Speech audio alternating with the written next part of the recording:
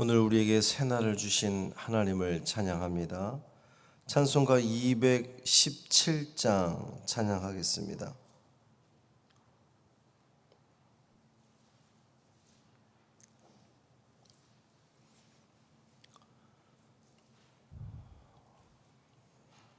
찬송 217장 하나님이 말씀하시기를 찬양함으로 새벽 기도회를 시작하겠습니다.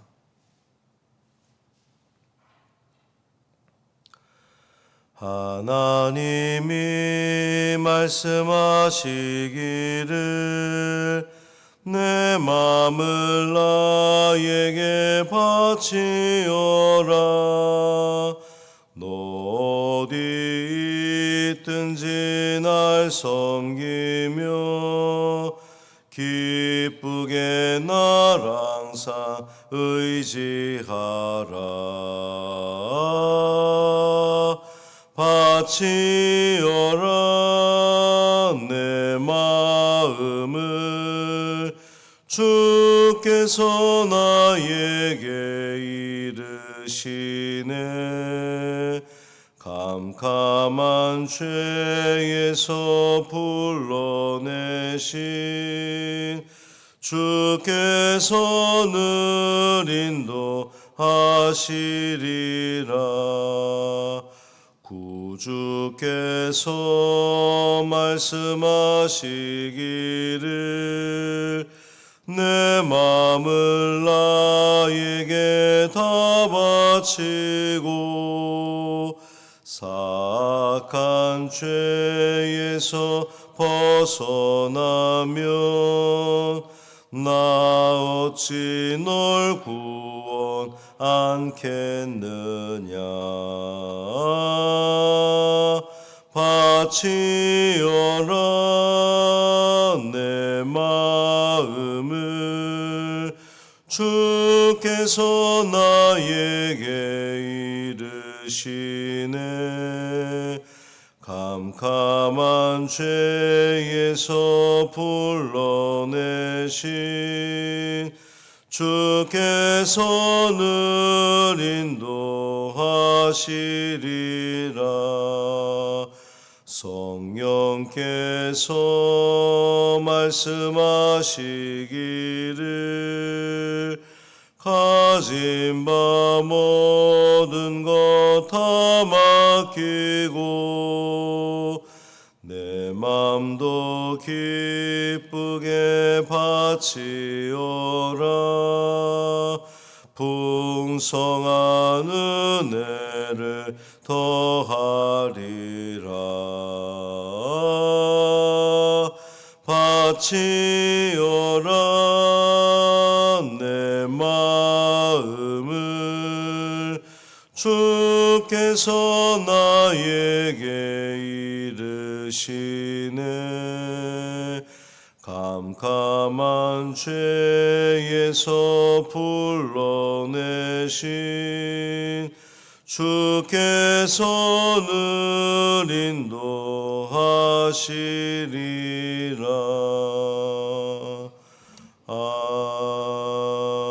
아멘. 사도신경으로 우리의 신앙을 고백하겠습니다. 전능하사 천지를 만드신 하나님 아버지를 내가 믿사오며 그 외아들 우리 주 예수 그리스도를 믿사오니 이는 성령으로 잉태하사 동정녀 마리아에게 나시고 본디오 빌라도에게 고난을 받으사 십자가에 못 박혀 죽으시고 장사한 지 사흘 만에 죽은 자 가운데서 다시 살아나시며 하늘에 오르사 전능하신 하나님 우편에 앉아 계시다가 저리로서 산자와 죽은 자를 심판하러 오시리라. 성령을 믿사오며 거룩한 공회와 성도가 서로 교통하는 것과 죄를 사하여 주시는 것과 몸이 다시 사는 것과 영원히 사는 것을 믿사옵나이다. 아멘. 에스겔 21장 18절부터 22절까지 말씀입니다.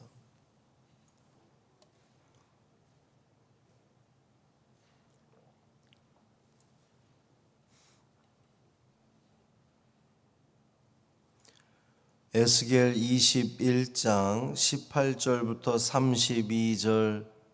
32절까지 말씀 함께 읽습니다. 여호와의 말씀이 내게 임하여 이르시되 인자야 너는 바벨론 왕의 칼이 올 두 길을 한 땅에서 나오도록 그리되 곧 성으로 들어가는 길 어귀에다가 길이 나뉘는 지시표를 하여 칼이 암몬 족속의 라빠에 이르는 길과 유다의 견고한 성 예루살렘에 이르는 길을 그리라. 바벨론 왕이 갈래길 곧 두 길 어귀에 서서 점을 치되 화살들을 흔들어 우상에게 묻고 희생 제물의 간을 살펴서 오른손에 예루살렘으로 갈 점괘를 얻었으므로 공성태를 설치하며 입을 벌리고 죽이며 소리를 높여 외치며 성문을 향하여 공성태를 설치하고 토성을 쌓고 사다리를 세우게 되었나니 전에 그들에게 맹약한 자들은 그것을 거짓 점괘로 여길 것이나 바벨론 왕은 그 죄악을 기억하고 그 무리를 잡으리라. 그러므로 주 여호와께서 이같이 말씀하셨느니라. 너희의 악이 기억을 되살리며 너희의 허물이 드러나며 너희 모든 행위의 죄가 나타났도다. 너희가 기억한 바 되었은즉 그 손에 잡히리라. 너 극악하여 중상을 당할 이스라엘 왕아, 내 날이 이르렀나니 곧 죄악의 마지막 때이니라. 주 여호와께서 이같이 말씀하셨느니라. 관을 제거하며 왕관을 벗길지라. 그대로 두지 못하리니 낮은 자를 높이고 높은 자를 낮출 것이니라. 내가 엎드러뜨리고 엎드러뜨리려니와 이것도 다시 잊지 못하리라. 마땅히 얻을 자가 이르면 그에게 주리라. 인자야 너는 주 여호와께서 암몬 족속과 그의 능력에 대하여 이같이 말씀하셨다고 예언하라. 너는 이르기를 칼이 뽑히도다 칼이 뽑히도다. 죽이며 멸절하며 번개같이 되기 위하여 빛났도다. 내게 대하여 허무한 것을 보며 내게 대하여 거짓 복수를 하는 자가 너를 중상당한 악인의 목 위에 두리니 이는 그의 날 곧 죄악의 마지막 때가 이름이로다. 그러나 칼을 그 칼집에 꽂을지어다. 내가 지음을 받은 곳에서 내가 출생한 땅에서 내가 너를 심판하리로다. 내가 내 분노를 내게 쏟으며 내 진노의 불을 내게 내뿜고 너를 짐승 같은 자 곧 멸하기에 익숙한 자의 손에 넘기리로다. 네가 불의 섭과 같이 될 것이며 내 피가 나라 가운데 있을 것이며 네가 다시 기억되지 못할 것이니 나 여호와가 말하였음이라 하라. 아멘. 이 말씀 하나님 말씀입니다. 이 하루도 살아내면서 매 순간 주님의 뜻을 묻고 하나님께서 내게 어떠한 삶을 원하실까 주의하며 살아간다면 보다 나은 삶이 될 줄 믿습니다. 복된 삶, 주님이 인정하는 귀한 삶 살아내시기를 주님의 이름으로 축원합니다. 최태성 장로님 위해서 기도를 많이 해주셔야 되겠습니다. 하룻밤을 넘기긴 했지만 오늘 하루도 또 넘기고 내일도 넘기고 그렇게 하루하루 견뎌나갈 수 있도록 여러분 기도해 주시기를 바랍니다. 다음 주 월요일부터는 새벽 기도회를 1층 식당 안쪽에 베델 성전에서 진행하도록 하겠습니다. 난방비가 너무 많이 나와서 우리 지금 인원으로는 베델 성전에서 드리는 것이 좋겠습니다. 1층 식당 안쪽 베델 성전으로 오시길 바랍니다. 계속해서 칼의 심판에 대한 말씀입니다. 하나님께서 에스겔에게 이제 또다시 표적 행위를 하라고 명령하십니다. 이제 같은 나라에서 나온 그 길이 갈림길에서 두 길, 즉 하나는 암몬의 라빠로 가는 길이고 하나는 유다의 예루살렘으로 가는 길로 이렇게 나뉘도록, 그래서 각 성읍으로 향하는 길 어귀에 표지판을 세우게 하셨습니다. 그러니까 요단 동편의 라빠와 서편의 예루살렘이 바벨론 원정군의 공격 대상이 되는 거거든요. 바벨론 왕의 칼은 하나님으로부터 예리하게 날선 그 칼을 넘겨받은, 그러니까 여호와 하나님께서 당신의 분노를 푸는 칼로 바벨론 왕에게 그 칼을 들린 겁니다. 하나님께서 칼을 바벨론 왕에게 주신 거예요. 원정을 떠난 바벨론 왕은 이제 이 바벨론이 그 지도상으로 여러분이 볼 때에 여기 지도가 있으면 이쪽이 그 암몬이고 요단강을 중심으로 해서 이쪽이 예루살렘이면 바벨론 쪽에서 이렇게 내려오다 보면 오른쪽이 예루살렘이고 이제 왼쪽이 암몬이 되는 겁니다.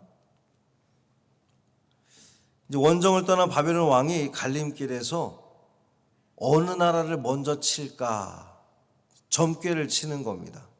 예루살렘을 먼저 칠까 아니면 라빠를 먼저 칠까, 이제 유다를 먼저 칠까 암몬을 먼저 칠까, 이제 그 점을 치는 건데 두 가지 점을 치게 되죠. 화살통에 이제 활을 넣어서 흔들어서 하나를 뽑아서 오른쪽으로 먼저 칠 거냐 왼쪽을 먼저 칠 거냐. 또 하나는 희생 제물의 이제 그 간을 살펴서 점괘를 얻는 방식인데, 간의 오른쪽 부위에 보는 점괘가 그 유익한 점괘라고 보는 겁니다. 이제 오른쪽은 바벨론에서 내려오다 보면 예루살렘인 거예요. 유다. 그 예루살렘을 향하는 이제 그 먼저 공격하라는 건데, 죽이라는 명령을 내리고 전쟁의 함성을 올리고 성문마다 공성대를 설치하고 축대를 쌓고 공격 보루를 만들라는 이제 점괘가 나온 겁니다. 이것은 내용적으로 볼 때에 바벨론 군대가 예루살렘을 공격하면 승리한다는 그런 그 점괘예요. 이제 고대 세계에서 나라가 전쟁에 나가기 전에 자신들의 신에게 묻는 것은 아주 일반적인 일이었습니다.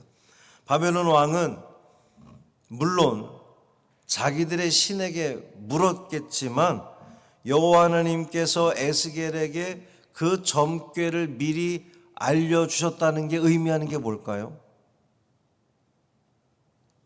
이 계획을 하나님께서 하시는 일이라는 거예요. 그러니까 점을 친 건 바벨론 사람이지만 그 점 결과가 에스겔이 먼저 알았다니까요. 어떻게 그 먼저 압니까? 하나님께서 에스겔에게 알려주신 겁니다. 이 하나님께서 모든 것에 계획하셨다는 것을 알게 해줍니다. 여호와 하나님은 이 바벨론에서 통용되는 그러한 그 수단을 이용해서, 심지어 이 점괘를 이용해서도 우상 숭배자들에게 당신의 뜻을 전달하십니다. 그러나 예루살렘 주민들은 그 점괘가 틀렸다고 이야기하는 거예요. 거짓 예언이라는 겁니다. 23절 말씀 보면 전에 그들에게 맹약한 자들은 그것을 거짓 점괘로 여길 것이나 바벨론 왕은 그 죄악을 기억하고 그 무리를 사로잡으리라 그랬어요. 예루살렘 주민들은 여호와 하나님께서 바벨론 침략군과 함께 하실 거라는 생각은 꿈에도 하지 못한 겁니다. 당연히 그랬겠죠. 자신들은 하나님의 택한 백성이고 저 바벨론은 이방 민족, 하나님을 섬기지 않는 그런 그 이방 민족인데, 하나님이 우리와 함께 하시지 않고 우리를 침략하는, 하나님의 백성을 침략하는 저 바벨론과 함께 하신다? 이 받아들여지겠냐 말이에요. 어제도 언급했지만 이스라엘은 자신들이 하나님의 택한 백성이어서 하나님은 자신들을 절대로 멸망시키지 않을 거다, 버리지 않을 거다라고 확신했습니다. 하나님께서 이방 민족인 우상을 섬기는 바벨론과 절대로 함께 하실 리 없다라고 생각한 거죠. 오만입니다. 오늘 우리 신앙인들에게도 이와 같은 오만함이 있을 수도 있습니다. 나는 교회 다니니까, 나는 늘 새벽마다 내가 이 교회 문턱을 넘으니까 하나님은 당연히 나와 함께 하시겠지. 말씀대로 살지 않으면서도 그렇게 하나님을 내 편 삼으려고 하는 것은 죄송합니다. 하나님을 시험하는 겁니다. 아주 못된 마음이죠. 예루살렘은 결국 바벨론의 나라가 망하고 나서야 자신들의 죄를 기억하게 될 겁니다. 멸망한 다음에야 바벨론 왕의 그 들고 있는 칼을 여호와 하나님께서 주셨음을 알게 될 겁니다. 24절 말씀 보면 그러므로 주 여호와께서 이같이 말씀하셨느니라 너희의 악이 기억을 되살리며 너희의 허물이 드러나며 너희 모든 행위의 죄가 나타났도다 너희가 기억한 바 되었은즉 그 손에 잡히리라 그랬어요. 이스라엘은 변명의 여지 없이 그 죄의 짐을 짊어져야 했습니다. 28절 29절은 하나님께서 이제 암몬도 이제 오른쪽에 있는 예루살렘만 공격한 것이 아니라 왼쪽에 암몬도 치게 허락하십니다. 그런데 30절부터 32절은 바벨론에 대한 심판의 말씀이에요. 이제 우리가 이 본문을 쭉 읽어 내려가면 누구를 향한 말씀인가 좀 깊이 읽다 보면 할 텐데 이 바벨론에 대한 심판의 말씀입니다. 바벨론이 유다와 암몬의 칼이 되어서 그들을 멸망시키지만 그 칼 또한 바벨론에게 하나님의 심판이 있을 거라는 그런 말씀입니다. 31절 32절을 보면 내가 내 분노를 내게 쏟으며 내 진노의 불을 내게 내뿜고 너를 짐승 같은 자 곧 멸하기에 익숙한 자의 손에 넘기리라. 여기서 말하는 멸하기에 익숙한 자의 손은 바사를 말하는 거예요. 페르시아. 그 바벨론 제국을 물리치고 이제 또 세계를 제패했던 그 페르시아를 말하는 겁니다. 내가 불과 섭과 같이 될 것이며 내 피가 나라 가운데 있을 것이며 내가 다시 기억되지 못할 것이니 바벨론 제국이 세계 역사책에 나올 정도로 그 아시리아 제국에 이어서 바벨론 제국이 세계를 호령했으나 지금은 돌무더기 몇 개밖에 남지 않은 그러한 그 누구에게도 기억되지 않는단 말이죠. 지금 이 말씀이 그대로 이루어지는 겁니다. 그들은 기억되지 않을 것이다. 왜냐하면 그들을 하나님께서 심판의 도구로 사용하셨지만 그것은 그들이 하나님 앞에서 결코 선했기 때문이 아니라 단지 하나님의 심판 도구였을 뿐 바벨론 또한 이 유다나 암몬 못지않게 죄악의 길을 걷는 그런 민족이었기 때문입니다. 자, 오늘 말씀의 내용은 이러한데 이 말씀을 통해 깨닫게 되는 하나님의 뜻은 무엇일까요? 여러분은 오늘 본문 말씀을 통해 어떤 하나님의 음성을 듣게 됩니까? 우리 하나님의 세상을 다스리는 방법은 우리의 기대와 생각을 뛰어넘는다는 사실이에요.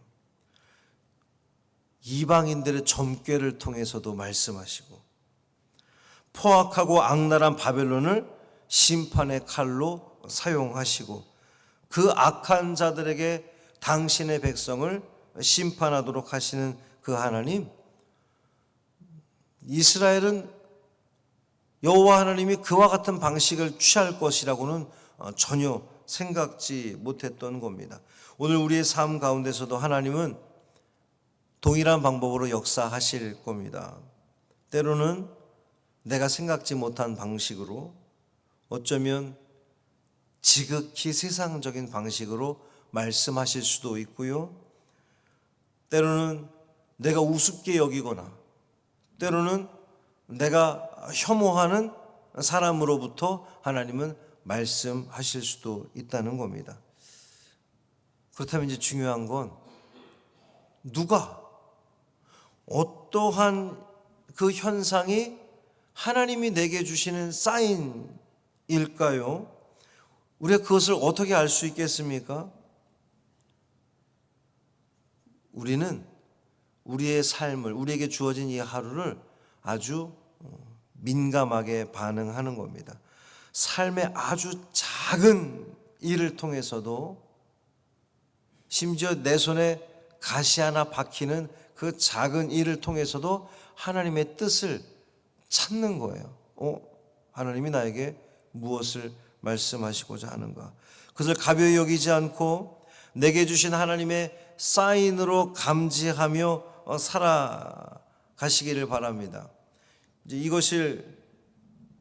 이것이 하나님의 뜻인지 아닌지를 구분하는 이제 방법, 그 기준, 내게 보여주는 사인이 내가 하나님 앞으로 더욱 가까이 나아가게 하느냐, 하나님의 사인입니다.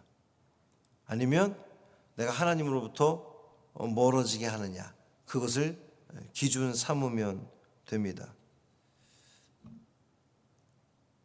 아셔요. 여러분 아십니다. 모르겠는데. 아니요, 아십니다. 하나님은 여러분에게 알게 하십니다. 왜 자꾸 내가 모른다고 생각하냐 하면, 내가 원하는 방향대로 되지 않기 때문에 하나님의 음성이 들리지 않는다고 생각하는 거예요. 하나님은 지금도 계속해서 여러분에게 말씀하고 계십니다. 오늘도 이 매순간 하나님의 뜻을 묻고, 하나님께서 여러분에게 매순간 보여주는 그 사인들을 통해서 하나님의 뜻을 깨달아 주님과 동행하는, 주님의 은혜를 누리고 주님의 복을 누리는 복된 삶 되기를 주님의 이름으로 축원합니다.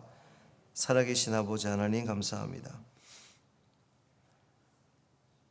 이 하루도 매 순간 우리에게 신호를 보내시는 하나님, 주님은 우리로 하여금 깨닫게 하시려고 끊임없이, 때로는 세상적인 방법으로, 때로는 말씀으로, 때로는 우리 이웃의 목소리를 통하여, 때로는 사회에 벌어지는 현상들을 통하여 계속해서 우리에게 말씀하고 계신데, 우리는 마음을 닫고 귀를 닫고 있고 눈을 닫고 있기에 그 현상들을 깨닫지 못하는 경우가 너무나 많이 있습니다. 주님, 이 삶을 살면서 민감하게 반응하는 우리가 되게 하여 주옵소서. 매 순간 하나님께서 나에게 무엇을 원하시는가, 하나님이 기뻐하시는 일인가, 내가 하나님께 가까이 나가는 길인가 깨닫게 하여 주옵시고, 기꺼이 그 길을 선택하는 우리가 되게 하여 주옵소서.